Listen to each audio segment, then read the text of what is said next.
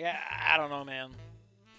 It first started with the scene of Agent E, or just Worden, sitting on the seat of an empty bus with a thick trench coat Doe had found at a bargain bin, given metallic-looking water tattoos on the side of his head to make him look all cyborgy. He then set up his voiceover, speaking out. In the year 201,007,077, they rated Janoga Park as the worst place to live in Dinofornia. Agent E then passed a few actors, mainly just Billy and his group dressed in tacky clothes, pretending to pester a fellow student on the bus to sell the whole dystopian look. Main issues. Sky-high rates of crime, and more dinos living below the poverty line than fish. Why don't you write something like, more dinos below the poverty line than fish beneath the sea? I don't know. Write something stupid. Come on, fucking sell me on this. I love those shitty lines. They make me piss, shit, and cum all at once and throw up, just for good measure. We're not even a minute into the recording, and people are like listening to this. That's how you know it's a Safi Crook original. The bus then exited the tunnel and showcased some movie magic. I had placed a green screen right over the window, and by pure timing of the bus exiting, Agent E was in the perfect position to stare out to the cyberpunk metropolis, which was really just one of those royalty-free screensavers. Oh, hell yeah, baby! The only problem is that we had to time it right, so the amount of reruns we had to take on the same bus ride over and over was painful. But well worth it hearing the wows of the audience. Can't deny, it's all true. You're like out of control, Agent E! My uncle Frank, now Commissioner Frank, told Warden's character. Oh well, this works way better if like this has anything to do with anything instead of just being a cute little thing we're doing on the side. Again, it really just feels like he wrote a whole bunch of... Like, if you feel bad about your writing, this is up there, apparently, as one of the best. Fuck me, I guess. If I can't reach this level. Whatever I'm missing, here it is. All while tuning a guitar. You should find, like, a different hobby or something. Olivia had pretty much transformed the rooms into a futuristic looking, colored cardboard leading to wires and painted buttons, maintaining a weird but cool retro future look. Listen, drawing on paper is not the same as stage production. I'm saying, Olivia, that's a whole different skill set. Like makers and backdrops, perspective. Come on, Olivia, fuck you. That's not transferable. Go talk to Adam Savage. He'll tell you all about it.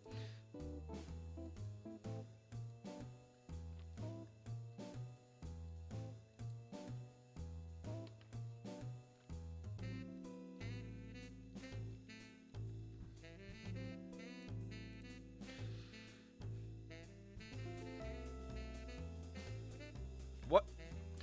Scary Dave. Better explain yourself real goddamn fast, Scary Dave. Because I'm reading Living Memories, and it has, like, a random Toho character in it, and I want to know what kind of confusing we're talking. Because if it's the fun, stupid bullshit kind of confusing, I am on board until the final chapter. If it's bad writing confusing, maybe not.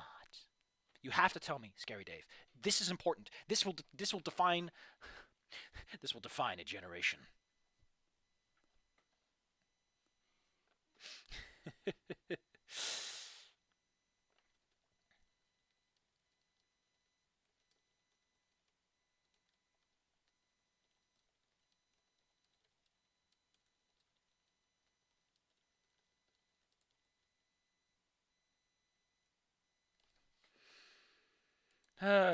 Fun. Oh, hell yeah, baby. No. Putting on something more fun. Let's put on something more fun. We're dealing with a fun movie.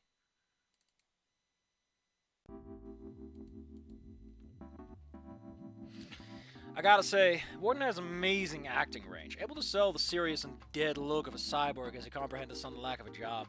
Suddenly, Agent E immediately had a background. God damn it! Before knocking the stew over.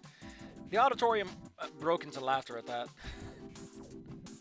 I like how there's an ellipses and a period. That's so weird. Ellipses, period. Ellipses, period. Why are you doing both? I ain't telling you nothing, skin bag. I scoff off screen, Jeremy nodding in solidarity beside me. If the exterminator finds out, I'll kill both of us. And if I don't, Agent E growled. Suddenly the sound of something heavy dropping played on camera. The three of them turned their heads to see Coach McHale suddenly appear, this time with sunglasses, an even bigger trench coat with buckles, like the Tyrannosaurus from Iridescent Evil. Iridescent Evil. I am the exterminator, Mikhail proudly declares, and I must exterminate tiny little cowards. He then began to move forward, breaking out into a full sprint towards the camera that looked genuine to him. Hasta la vista, babies. The Terminator already released Anon, they will know that you infringed that copyright. Don't copy that floppy. The three of our screams suddenly cut off to the big screen, as screaming laughter filled the auditorium. I mean, to be fair, it's adorable. It's adorable.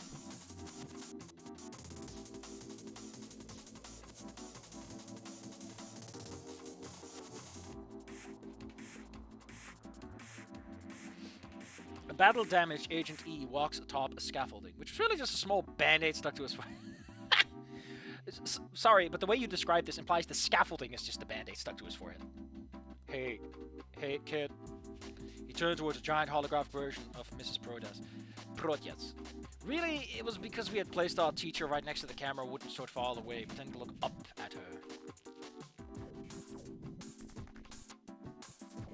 What? Oh, they made her bigger with perspective tricks.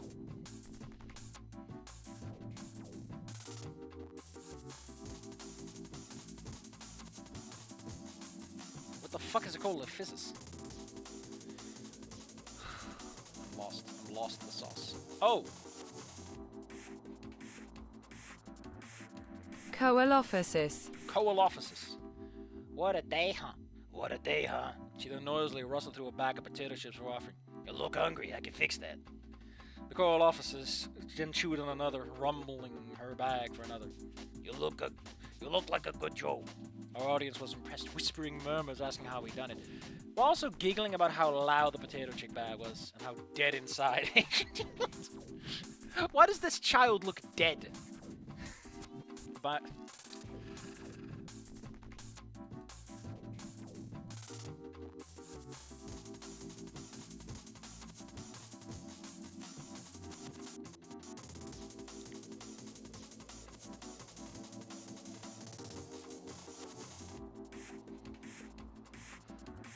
God, why are we going through all of this? Like, you do like 2 scenes. This is... Finally, in the end, Agent E had saved the patient, which was really just dough and a multitude of bandages that covered most of her face. Worden lies down against the stepfather school, staring up at the sun. It was supposed to be an ambiguous open ending to make the ending think of whether or not Agent E had died, except Worden raised the claws to the sun, squinting his eyes. Okay, that's really bright. Suddenly, the credits rolled, and the entire audience broke into cheers and clapping. And, well, it wasn't my idea, but after the insistence of Frank Doe, Olivia, and Worden, once they found out. With the record strum of an acoustic, my background cover for the credits plays. They keep playing sad songs on the radio. What is that? Dude, that's Anon singing, I swear. He can play guitar? What the hell's going on? Try to ignore the embarrassing whispers. Shouldn't this give him, like, huge... Okay, listen, I don't know how to tell you this, but shouldn't Anon be like, man, I remember when Fang was in front of the... Because if you want to tie everything together, you would have Anon go through that. Like, man, I was at that concert for Fang, and I suddenly realized why Fang was like that. You know, just a cute little tie back. Otherwise, it seems a bit... I don't know, it's you gonna do something? I'm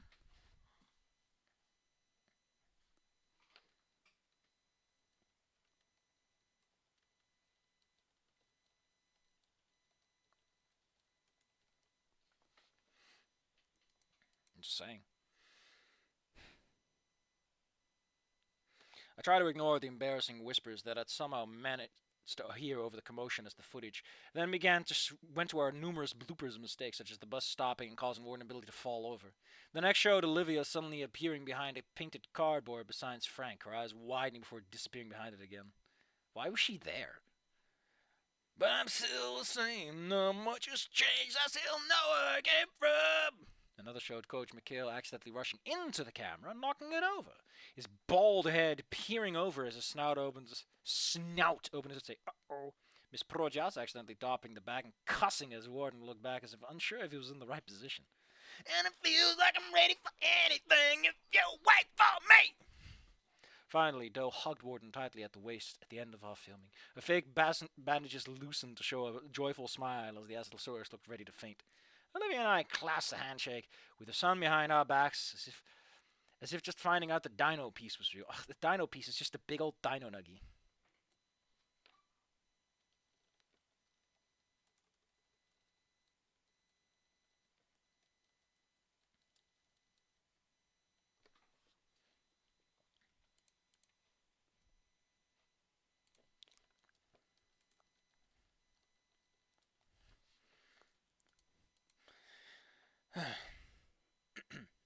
All I ever wanted was so far from what I needed.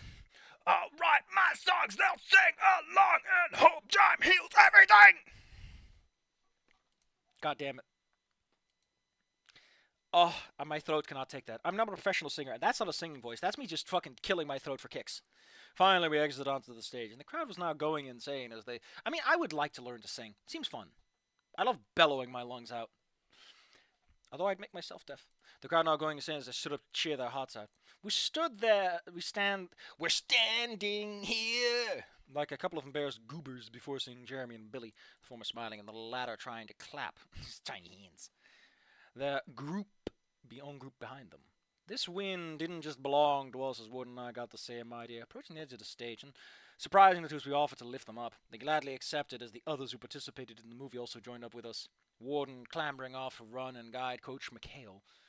Doe and Olivia briefly left before returning with Miss Projas, our first grade teacher, smiling as she joined. Seriously, I want to know what the fuck the confusion is that's going to happen. I need to know. Dave, I need to know.